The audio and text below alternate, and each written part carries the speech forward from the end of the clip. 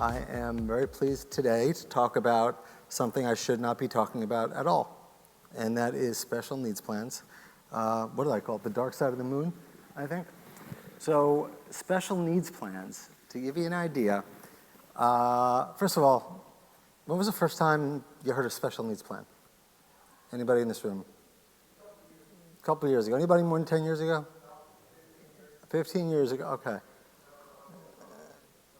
Yeah, so about,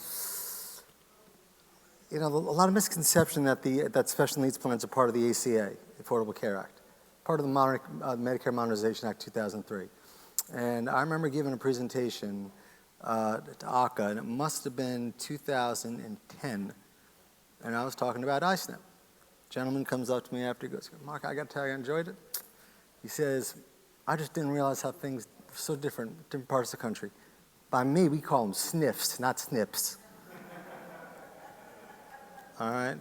So, some differences, but it's been around a long time, and it's changed a long time. It's changed significantly. So, I was a big opponent of the program. Public enemy number one, I think, to the community, to the insurance community.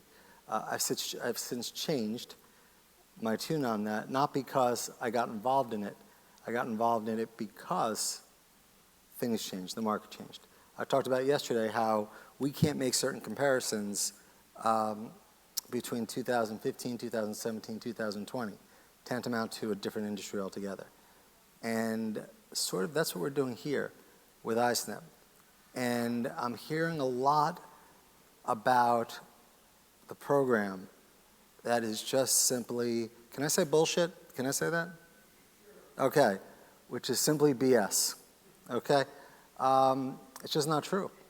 So I really felt it was important to come up here and dispel some of the rumors about ISNP and talk about some of the negatives and some of the problems and some of the things that people aren't being told and some of the things that I'm hearing are blowing my mind, honestly. So with that, I will recycle a couple slides, my favorite Einstein, who's, after years of exhaustive experience, concludes that the greatest mystery in the universe is Medicare managed care, which in my world it is, all right? Still drives me crazy. And ISNP is a Medicare managed care program. It is a subset of Medicare managed care. So this program, this next 4.5-hour session I think I have, is going to be part, little bit of introduction, because I have to, and then some strategy and some just outright misconceptions that I hear spoken over and over again. And I was asked to cover once again a couple slides, what I meant by things I said yesterday. And these two slides, where I said it's not a national industry. My joke has always been, not funny, but it's been a joke nonetheless, that there's no national industry. There's 3 nursing home markets in the United States. New York, Texas, and the other 48 states. That's pretty much it. So that's not true. There are 50 distinct markets. Every state is very, very different. And I was asked questions about this slide afterwards and what it meant. And what I meant by it, and the following one, is that we have programs that are so different on the state level, on the county level. ISNP is no different, that comparing and setting federal policy based on the conditions in certain states is lunacy. And I had to be a little bit tempered yesterday in the way I spoke. I always like to say I don't have to be politically correct, I just have to be correct. I had to be politically correct yesterday. So I feel back to myself today in terms of saying seeing what we want to say.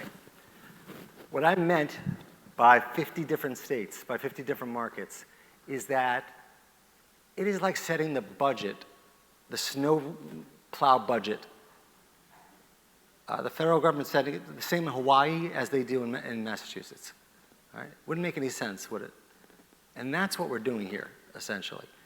We have markets, and I compare the two over here, Pittsburgh and West Virginia, where Pittsburgh has a lot of alternative APMs, payment models, ACOs, bundles, where there's a lot of pressure on utilization with respect to Medicare, bringing down length of stay significantly, and West Virginia has like none. So, and this is all Medicare data, Medicare standardized data. So in the last several years, post-acute care spending in Pittsburgh, where it's been all but pressured downwards, is 19% down. 19% down. In West Virginia, it's 12% up. Does that tell you something? A little something that the markets are changing a little bit. And as far as managed care, this color-coded map shows you where the hotspots are. We have markets that are over 60, 70%. And it happens overnight. There are different types of managed care, different types of Medicare managed care. You can have a big company like, I don't know, Kodak, whatever, that had a very generous retirement plan for healthcare. And instead of maintaining that defined benefit plan, they switch it over to a third-party administrator, they switch it over to a Medicare managed care plan. And all of a sudden, 12% spike in Medicare managed care. Same difference to you, to us. But that's why you see all those differences. And it explains a lot geographically on the map. So when we're dealing with PDPM changes and ISNP changes, this will probably be the last major iterative reimbursement change in my career. Not because I'm retiring next month, which I am. It's because I'm not retiring next month. Vinny won't let me. No, it's because it just won't matter much after a while. It won't matter. We have clients with facilities in markets that have 92% Medicare Advantage.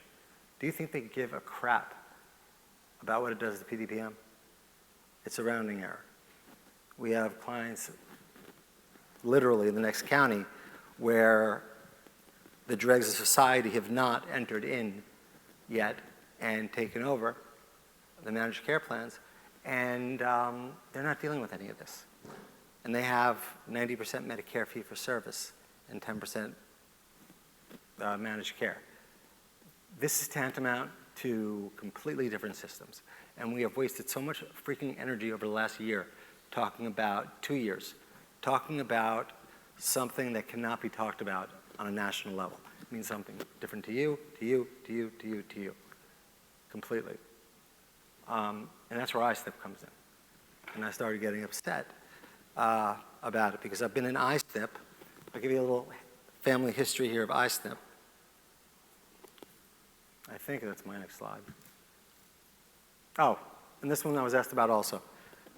Medicare managed care, traditional Medicare. If you want the slides, email me. I'll send you everything. I stole them all anyway. Doesn't matter. So when you're talking about Medicare share, Medicare Advantage, how much penetration there is, and we say nationally there's 35%. You know what that means? Zero. It means nothing to me. We get a lot of calls from private equity that want to get into the nursing home business, that want to invest. And they say, well, I hear 35% nationally. That's it. That figure means nothing. It's a pretty big country. Could be 90%, could be 10%. So when we look at a market, we don't look at the fee-for-service Medicare Advantage penetration rate. We look at something that I call the attrition rate, how fast it's growing, because that's going to impact your valuation as time goes on. And what is the attrition rate? It is how fast new players are coming on. In the last 8 years, we've had 10 million more Medicare beneficiaries on the rolls. Of those 10 million, 65% have chosen Medicare Advantage. That's what I said yesterday. Put it another way, we are at 35% Medicare Advantage nationally now. We are at 28% New Jersey, where our home office is based. If those programs had started in 2013, we would be at 65, 70% Medicare Advantage penetration. It's not going anywhere. All those arguments we've heard about the privatization of Medicare, Bush wanted to privatize this one, it's happening organically. It's happening. Medicare is being privatized by Medicare Advantage, any way you slice it. You want to argue that semantically? We can, but it's happening. It's happening. And that is a different story altogether. So that is the attrition rate, how fast it's turning over. Take a look at Illinois. Anybody from Illinois here? Bastards always leave early. All right? No, but take a look at Illinois.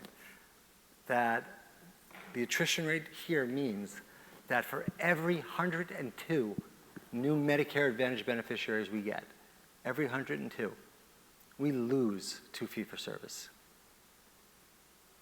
That is a significant attrition rate.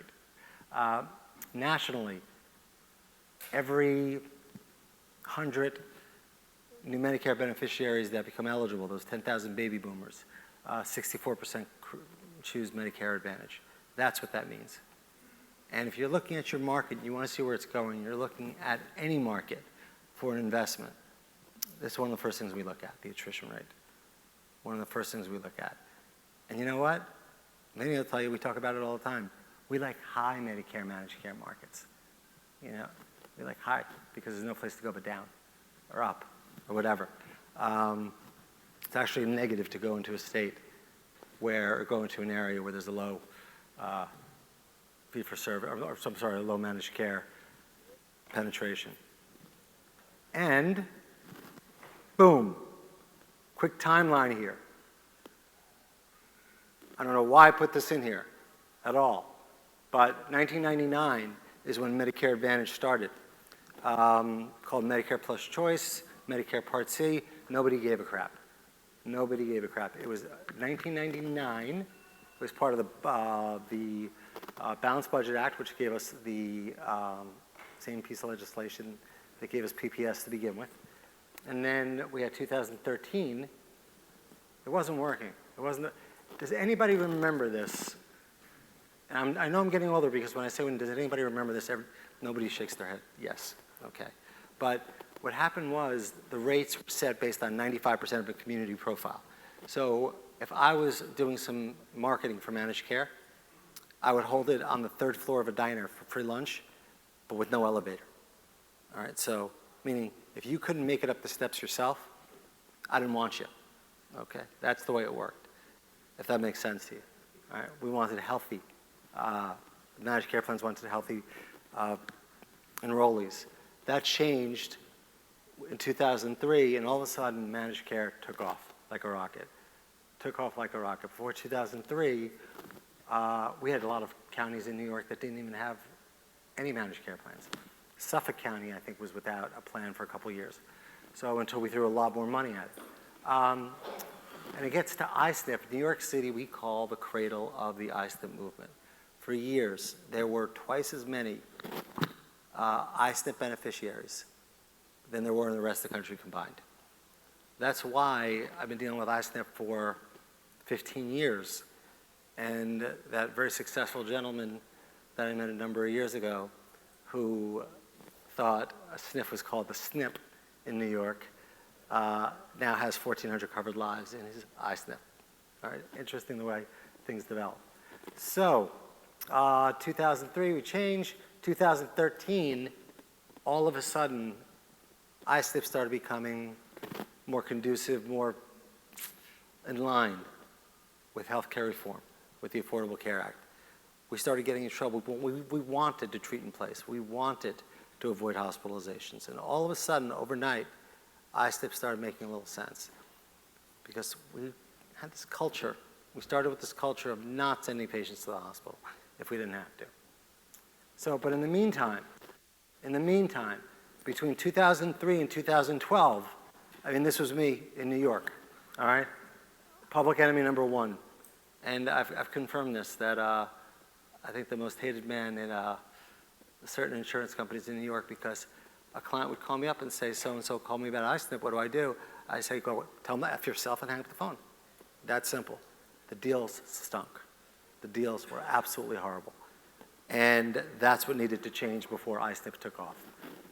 So 2013, the deal started to change. I got involved in ISNP, which was an IPA, which turned into a formal plan.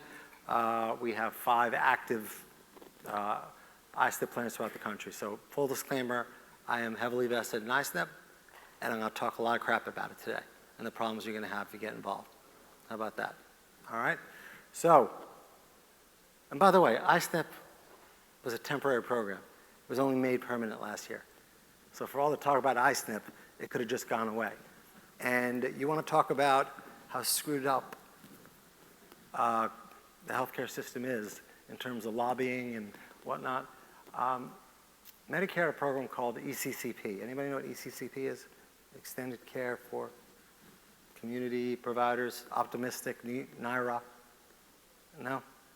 Basically, it's Medicare-driven, Medicare-sponsored ISNP. It is the ISNP program to the T, except it's administered by the Medicare program. And Medicare says to you, I'll pay you more money if you don't send people to the hospital. Sound familiar? But the program had some pretty decent results, but it was killed. And I'll put two and two together and say it was killed by the insurance company lobby. So interesting the way things happen from a regulatory perspective.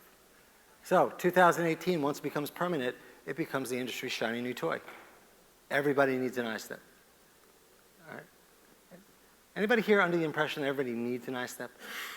That you should have an ISNP? Anybody? All right, good. Because I hear the presentations, I hear that ISNP is like a pharmacy. It's like therapy. You need one. Everybody needs one. You don't need one. You don't need one. So I have my 1/3 rule, that if we've got 15,000 skilled nursing facilities in the United States, 1/3 of them are fully non-starters. Won't touch them. Wouldn't touch them. Have no business even thinking about it. You have 1/3 that are no-brainers, that are leaving money on the table, and you have 1/3 that could probably go either way if they so choose. Take a little work to be successful. So I'm on the phone with a client in Texas, 30-something facilities. I think the biggest one is 60 beds.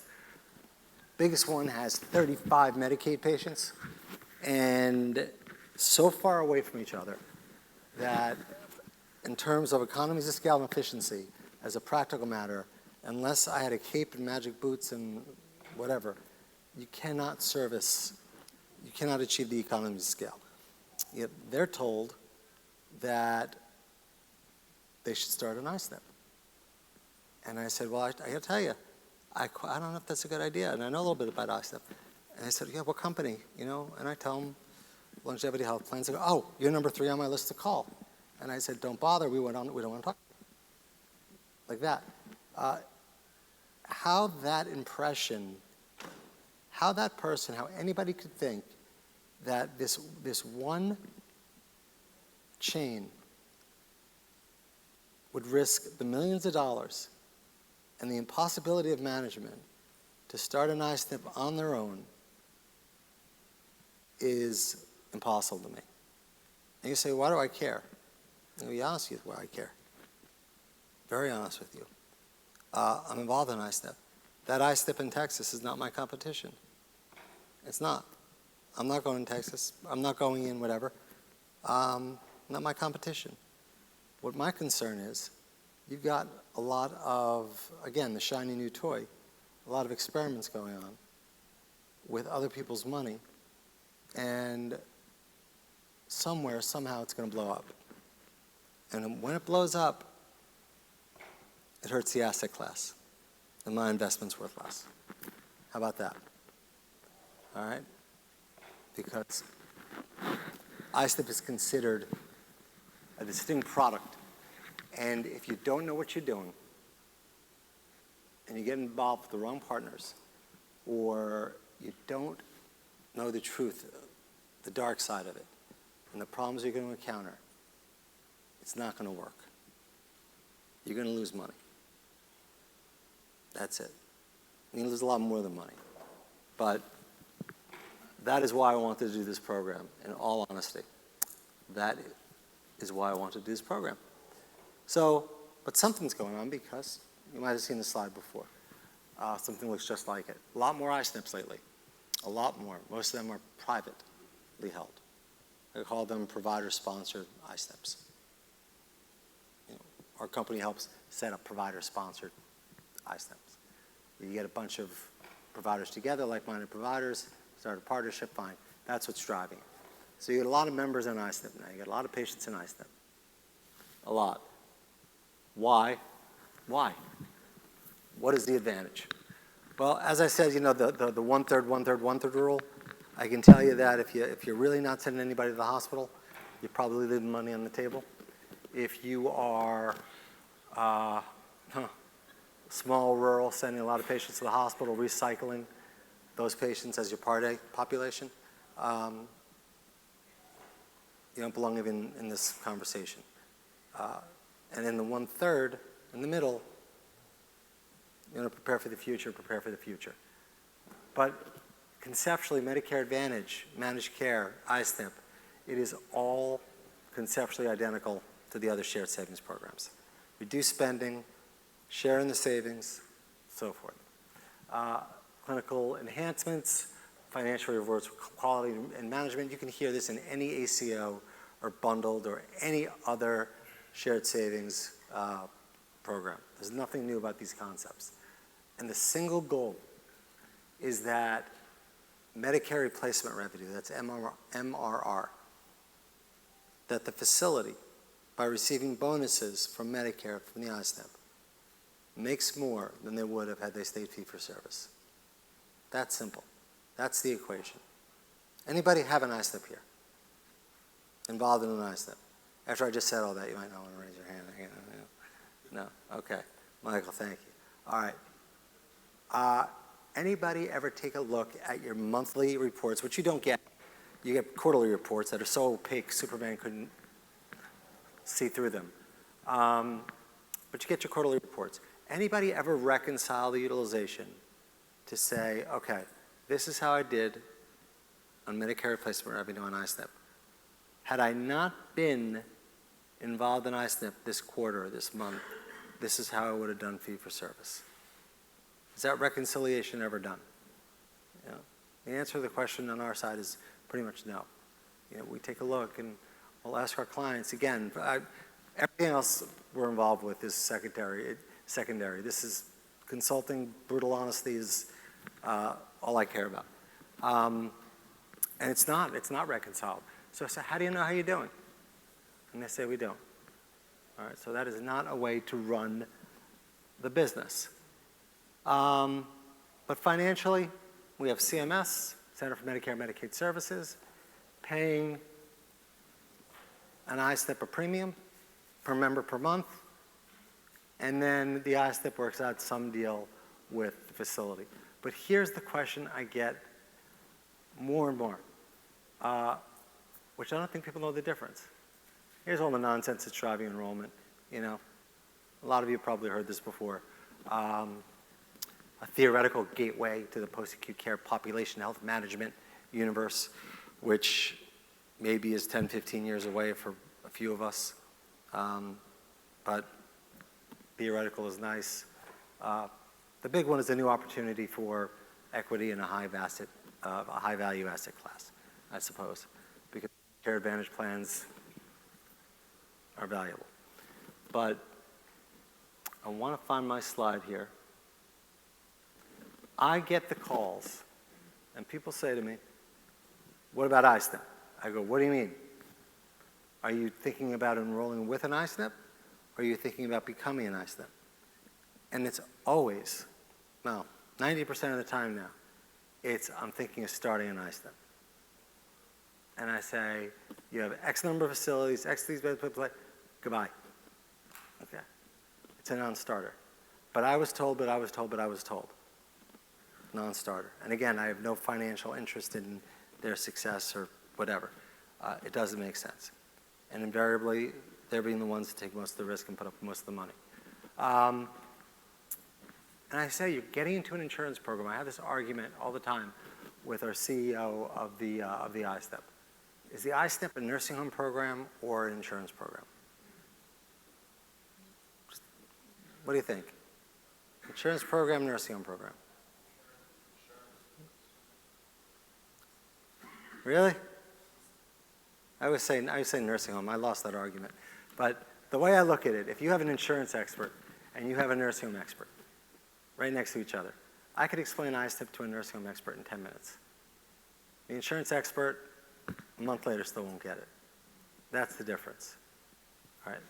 So the dynamics here. The one-third rule we talked about. The one-third are no starters. But do we even speak insurances? Do we even speak the language of insurance? And I've had these conversations where people are putting significant resources and they don't understand these terms.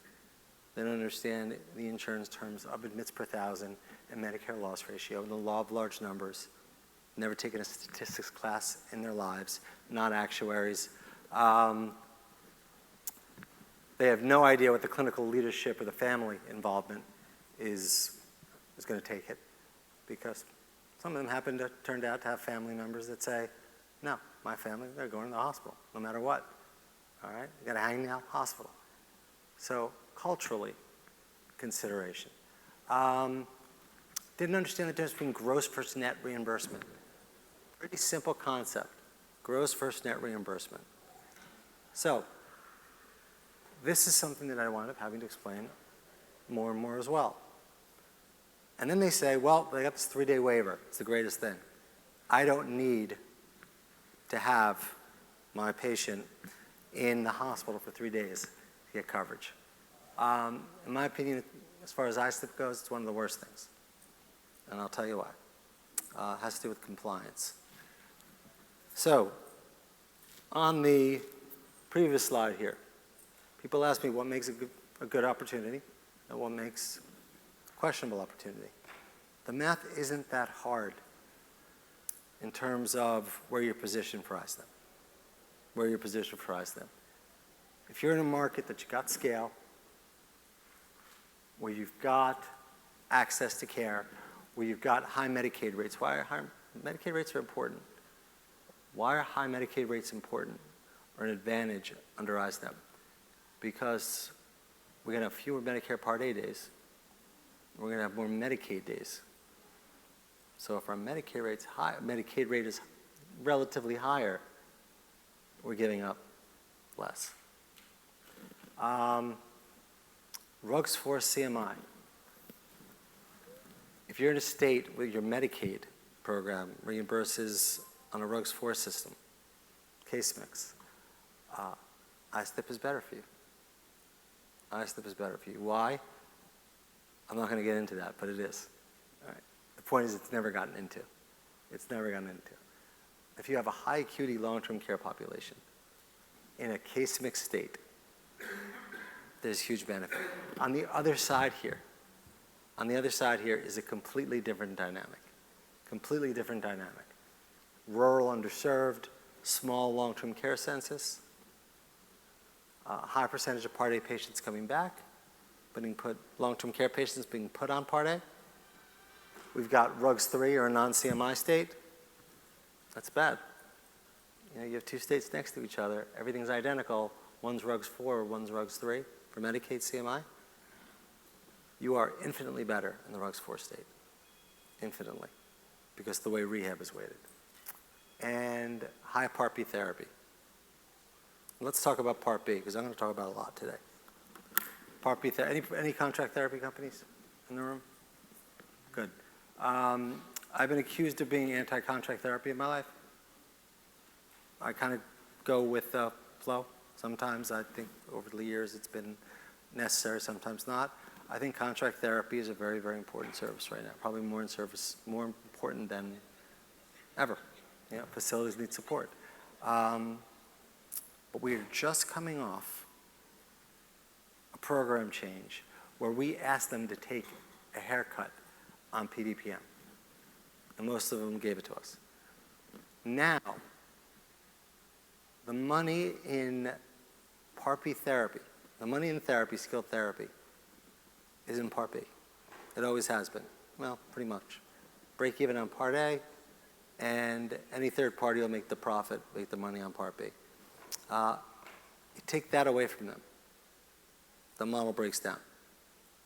the contract therapy model breaks down? Do we have an answer for that?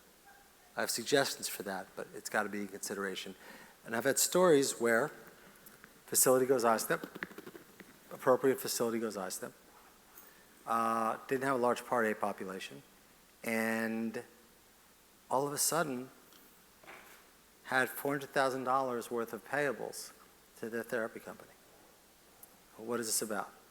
The biller had no idea, or the AP person had no idea what it was about. Why do I have this?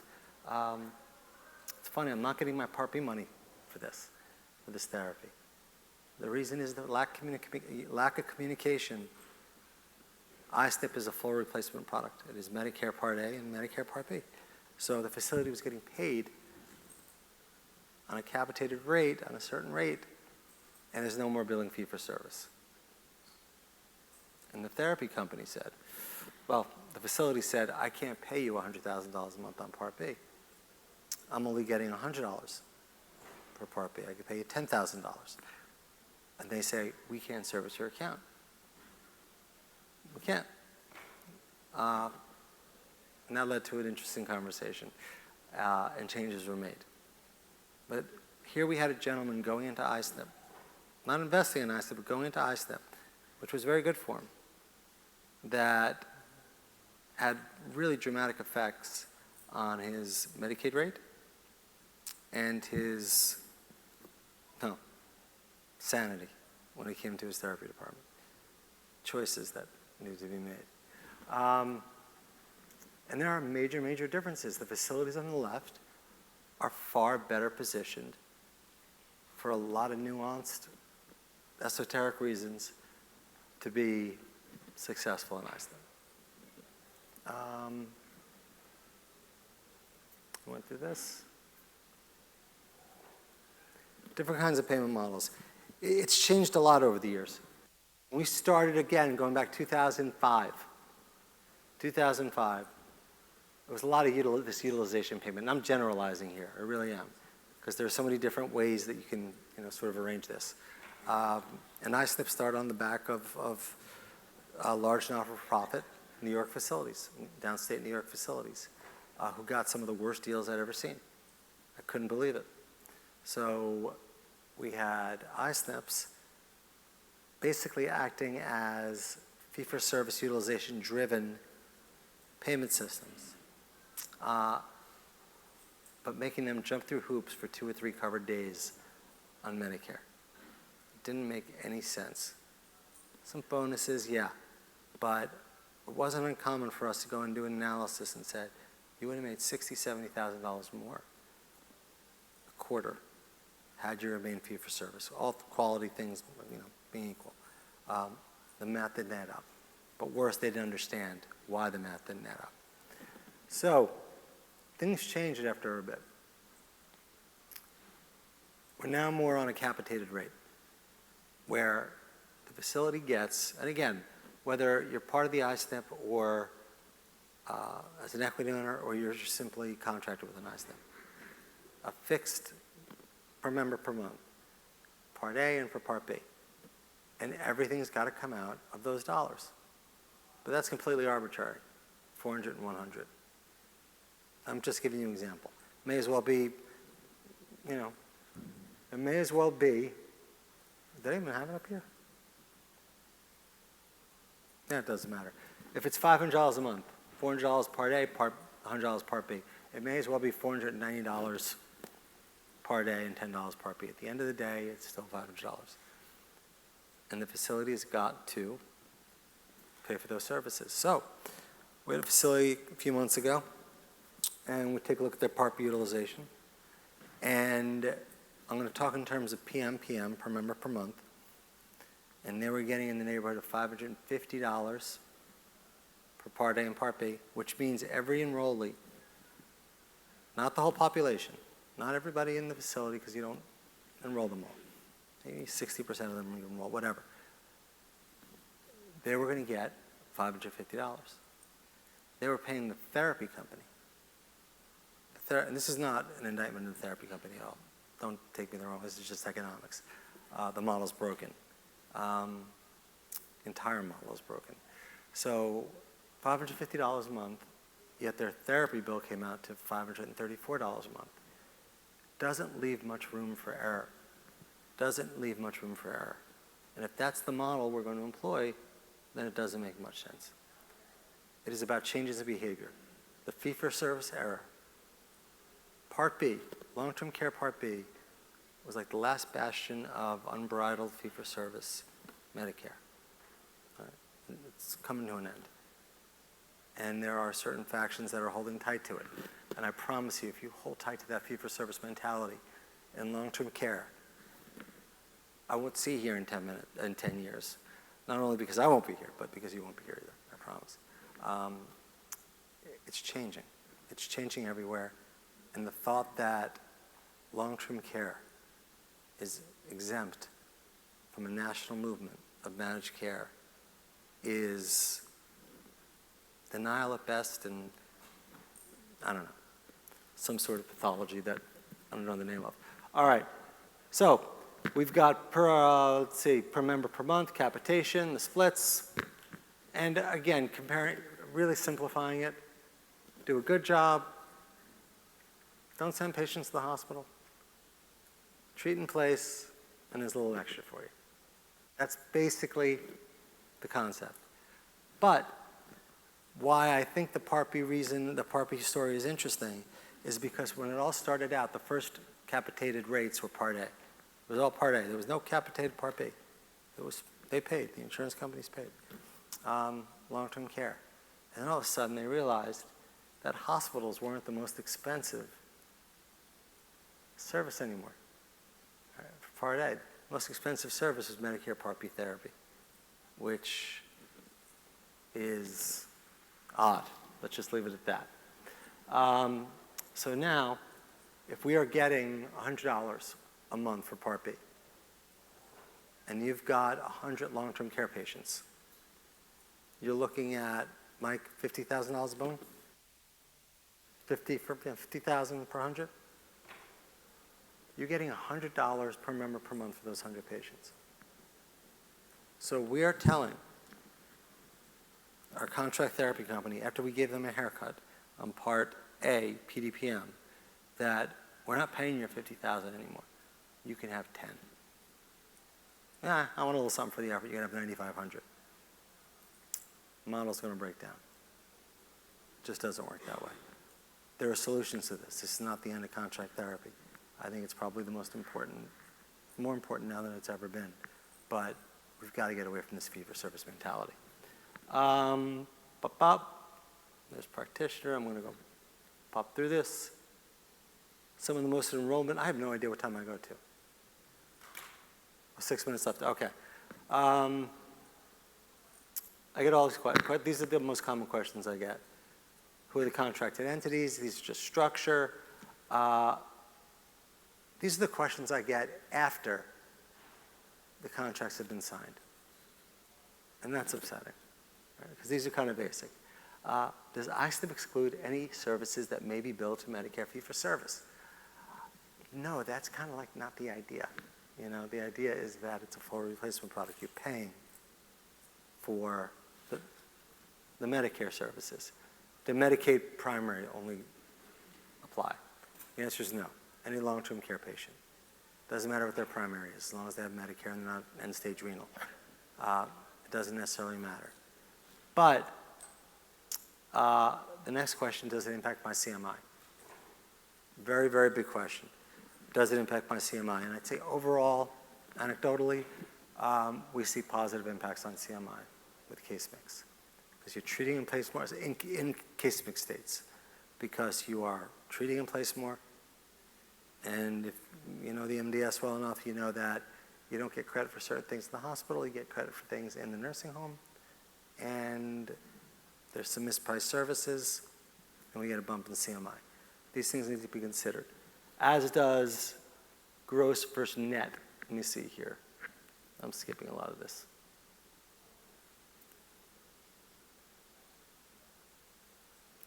I want to get to, oh, well, yeah, this is my favorite one.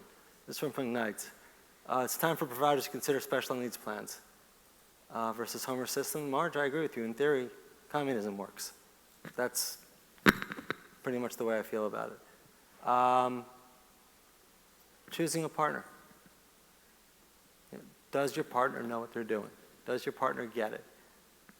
They go over the results with you. It is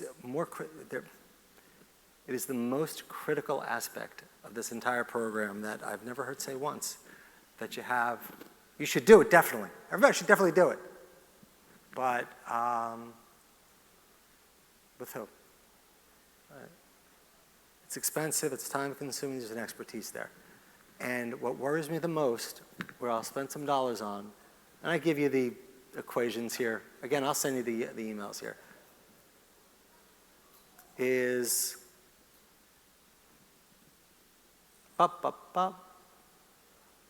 this. This freaks me out. I've never said this in public before. Because I don't want to start, but it's got to start. 60-day rule, anybody? Anybody know what the 60-day rule is? Medicare technical eligibility. It means the patient comes to your facility and they get automatic 100 days of Medicare coverage no matter what, right? They get up to 100 days of Medicare coverage. Benefit periods. Maybe that's 5 days, maybe that's 100 days. Maybe they stay in your facility, maybe they don't. So typically they come in, maybe they'll use 100 days, maybe they will. And they stay in your facility. They stay in your facility for 10 years. And then they fall right there, whatever it is. And they go to the hospital. And then they come back after 3 midnights because that 3-day waiver is the dumbest idea I've ever heard. But that's a different story when it comes to ISNP. So we've got the 60-day rule. And I've got the operators are thinking, well, this patient's been here forever as a Medicaid patient. They came in under Medicare. Now they've got a broken hip. I'm bringing them back under Medicare. Now, there's something going on. PDP, I think it's called. All right. PDPM raises rates for your long-term care patients that go out and come back. Those rates go up. They do. Changes the ISNP equation a little bit. But I'd say 70% of the patients we audit that come back under Medicare don't qualify for another benefit period because they never went 60 days. Now, this is from, did I give you the year on here? Whatever, recently. In order for a patient to qualify for another benefit period, I don't care what they came in for originally. I don't care. Doesn't need to be a new diagnosis, doesn't matter. They need to go 60 consecutive days without a skilled level of care. That simple, without a skilled level of care. Our patients are pretty sick, last time I checked, right? How many of your patients go 60 consecutive days without a single level of skilled care? On a single day? Anybody? Especially with the ones with the aggressive rehab? Not many of them anymore. They're there for a reason. You know, not the nice little old ladies that are sitting knitting on the front porch. And this scares me. It does. Because who is ISNP bad for? It's bad for contract therapy. It's bad for the state. The state's picking up more dollars.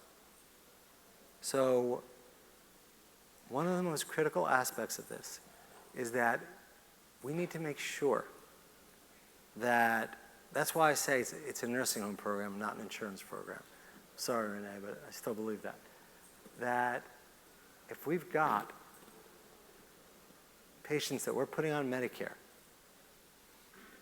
especially if we're treating them differently, we've got a real compliance problem. We've got a real compliance problem. And that's got to be documented. And there are a whole host of rules here where we're supposed to put in change of status claims, no pay claims to Medicare, to say, hey, Medicare, patient's been here for 2 years and no longer skilled. And then 6 months later, qualify for another benefit period. Just because it hasn't been picked up on yet does not give you a cloak of immunity on it. And that is probably the piece that keeps me up at night, that I see what's going on, that I see the patients that are being put on that shouldn't be put on. So getting back to however you proceed, if you're a candidate, make sure that your partner understands this and understands that it's something that needs to be put into your compliance plan, needs to be considered, because number one, it protects you compliantly, and number two, it generates you more dollars. Because do you know how much you bill a day when a patient comes back from the hospital and they qualify for Medicare, or you think they qualify for Medicare? You can't bill Medicaid. You bill $0 for that day, $0. So enormous financial implications here, especially over the course of 100 days. And that's why I wanted to get up here and talk today, because I'm seeing tremendous variation in financial performance, in competence, and in risk. And I said for very selfish reasons. I want this to survive. I want this to thrive. And there's going to be somebody out there that blows it for compliance, and I'm not going to let that happen. So I wanted to share that with you today. Any questions? Any questions about ISNP? Nobody's thrown anything at me yet, physically, which usually happens after about an hour. No questions, nothing? 60-day rule? Ring a bell? By the way, you know what the irony is here? That when people respect the 60-day rule, when they say, no, this patient never gets another benefit period, never, ever, ever, it's when they're tube fed. And you know why? Because that's the explicit example Medicare uses in their original literature about the 60-day rule. If they're tube fed, that's an example of a patient that will never get another benefit period. And that has been adopted as the de facto 60-day rule. So that's it. Happy to answer any questions, so stick around. I know it is probably the most exciting topic you've ever covered in your entire life, but I think it's important. I do.